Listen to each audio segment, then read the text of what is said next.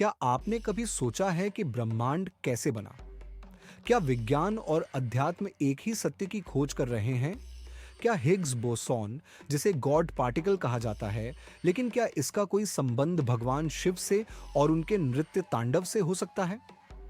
आश्चर्यजनक रूप से विज्ञान और आध्यात्मिकता के बीच इस विषय में गहरी समानताएं देखने को मिलती हैं। आज हम विज्ञान और आध्यात्मिकता के उस मिलन की बात करेंगे जो हजारों साल पहले भारतीय दर्शन में वर्णित था और जिसे आधुनिक विज्ञान ने हिग्स बोसॉन की खोज के रूप में स्वीकार किया है। ब्रह्मांड की उत्पत्ति कैसे हुई? यह सवाल सदियों से वैज्ञानिकों और दार्शनिकों को परेशान करता रहा है। हिग्स बोसॉन को अक्सर गॉड पार्टिकल भी कहा जाता है। यह एक विशेष कण है। पहले हम यह जान लेते हैं कि हिग्स बोसॉन क्या होता है। हिग्स बोसॉन एक ऐसा कण है जो यह समझने में मदद करता है कि ब्रह्मांड में कणों को द्रव्यमान कैसे प्राप्त होता है। यह हिग्स क्षेत्र हिग्स फील्ड का हिस्सा है जो पूरे ब्रह्मांड में फैला हुआ है। जब अन्य कण इस क्षेत्र से गुजरते हैं तो वे द्रव्यमान प्राप्त करते हैं। अगर हिग्स बोसॉन नहीं होता तो कोई भी कण द्रव्यमान प्राप्त नहीं कर पाता। इसका मतलब यह होता कि ब्रह्मांड में परमाणु नहीं बनते और इस कारण से न तारे, न ग्रह, न जीवन संभव होता। हिग्स बोसॉन ने हमारे ब्रह्मांड की संरचना को समझने में एक बड़ा कदम बढ़ाया है। यह बिग बैंग के बाद ब्रह्मांड के विकास को स्पष्ट करने में भी मदद करता है। इसकी खोज से विज्ञान में एक नए युग की शुरुआत हुई है। गॉड पार्टिकल नाम एक वैज्ञानिक लियोन लेडरमैन की किताब से आया था। उन्होंने इसे द गॉड पार्टिकल कहा क्योंकि यह कण ब्रह्मांड के मूलभूत रहस्यों को समझने में मदद करता है।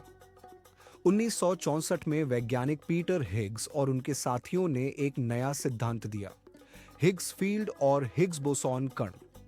यह वही कण है जो ब्रह्मांड में अन्य कणों को द्रव्यमान, मैस प्रदान करता है। यानी अगर हिग्स बोसॉन नहीं होता तो कुछ भी भौतिक रूप में अस्तित्व में नहीं होता। वैज्ञानिकों ने हिग्स बोसॉन की खोज लार्ज हेड्रॉन कोलाइडर LHC नामक मशीन से की। LHC में प्रोटॉन आपस में टकराए गए जिससे बहुत अधिक ऊर्जा निकली और हिग्स बोसॉन कण का पता चला। 4 जुलाई 2012 में European organisation for nuclear research CERN ने इस कण की खोज की जिसने विज्ञान की दुनिया में हलचल मचा दी। इसे गॉड पार्टिकल का नाम दिया गया क्योंकि यह ब्रह्मांड की उत्पत्ति को समझाने की कुंजी था। 2013 में इस खोज के लिए पीटर हिग्स और फ्रांसोवा एंगलर्ट को नोबेल पुरस्कार मिला। हजारों साल पहले भारतीय ऋषियों ने ब्रह्मांड की उत्पत्ति और नाश को शिव के नृत्य से जोड़ा था। नटराज रूप में भगवान शिव का तांडव केवल एक नृत्य नहीं है, बल्कि यह ब्रह्मांड में सृजन, संरक्षण और विनाश की प्रक्रिया को दर्शाता है। यह तांडव ब्रह्मांड की ऊर्जा और कंपन, वाइब्रेशन को दिखाता है। आधुनिक विज्ञान भी यही कहता है कि पूरा ब्रह्मांड ऊर्जा और कणों के नृत्य से बना है। हर कण कंपन करता है और यह कंपन ही सृष्टि की उत्पत्ति और अस्तित्व को बनाए रखता है।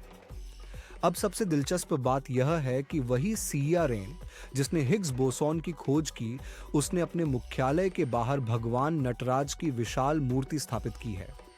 यह विज्ञान और अध्यात्म के संगम को दर्शाता है।